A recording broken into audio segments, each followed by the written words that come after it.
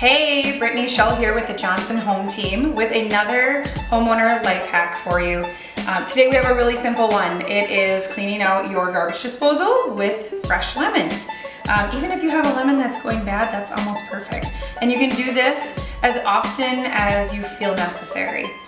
So what we're gonna do is we're gonna cut this lemon into some large chunks and toss it right into the garbage disposal.